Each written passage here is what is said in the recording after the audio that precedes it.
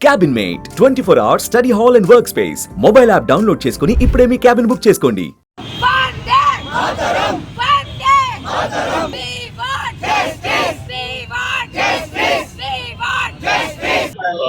పహల్గాంలో చనిపోయినటువంటి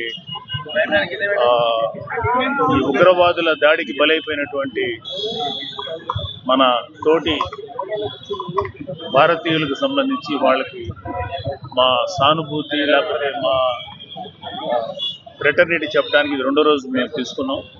రెండో రోజులకు ఎంటర్ అయ్యాం.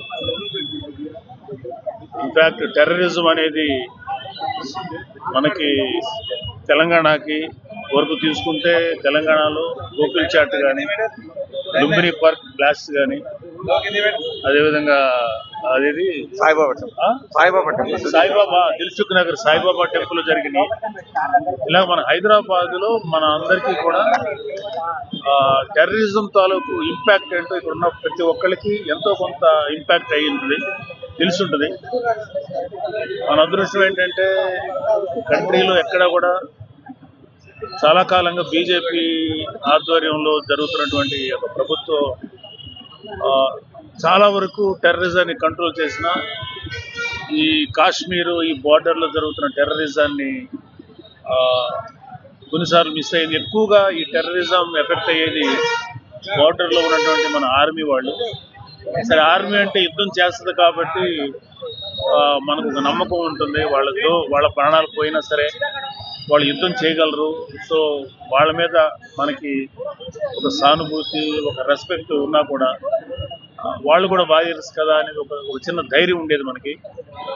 సో వాళ్ళు యుద్ధం చేయగలిగే సత్తా ఉన్నవాళ్ళు. కానీ పహల్గాంకి వెళ్ళినటువంటి టూరిస్టులు వాళ్ళు మామూలు మనలాంటి వాళ్ళకి ఈ టెర్రరిజం తాలూకు ఇంపాక్ట్ కానీ లేకపోతే ఆ గన్స్, వాటి బుల్లెట్స్ వెంటనే తప్ప కళ్ళారా చూసినటువంటి వ్యక్తులు సామాన్యుల్లో చాలా తక్కువ మంది ఉంటారు. అలాంటిది వాళ్ళు ఎంత భయోత్పాతానికి, ఎంత డ్రామాకి గురై ఉంటారో మనకు అర్థం చేసుకోవాలి. మరి వేరే స్టేట్లో పనిచేస్తూ ఉన్న, వేరే స్టేట్కి సంబంధించిన వ్యక్తి అయినా సరే హైదరాబాద్లో పనిచేస్తున్న ఒక ఆఫీసర్ ఐబీ ఆఫీసర్ గారు అక్కడ చనిపోయారు. అదేవిధంగా వైజాగ్లో ఒక మనిషి, మన వైజాగ్ వాస్తవ్యుడు చనిపోయాడు. అలాగే నెల్లూరులో మన జనసేనకు సంబంధించినటువంటి కుర్రాడు మధుసూదన్ అని ఆ అబ్బాయి ఒకడు బలైపోయాడు. సో టెర్రరిజానికి మన ప్రెసిడెంట్ గారు చెప్పినట్టు టెర్రరిజం దేశంలో ఎక్కడ జరిగినా దానికి బలైపోయినటువంటి మూలాలు భారతదేశం అంతా ఉంటాయి. ప్రతి ఇంట్లోనూ, ప్రతి రాష్ట్రంలోనూ ప్రతి ఒక్కళ్ళు ఈ టెర్రరిజానికి అంటే ఆ ఇంపాక్ట్ మన అందరికీ తెలుస్తుంది ఇవాళ.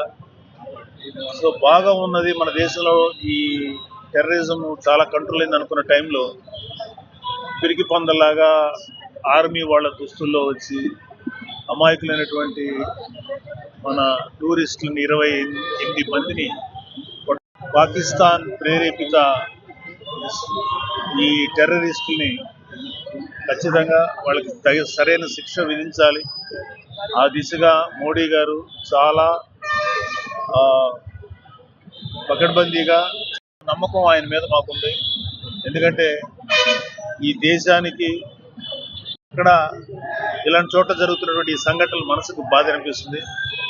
ఖచ్చితంగా మనందరం కూడా అన్ని పార్టీలకి అతీతంగా సుమన్ టీవీలో మీ పర్సనల్ అండ్ బిజినెస్ ప్రమోషన్స్ కోసం కింది నెంబర్కి కాంటాక్ట్ చేయండి.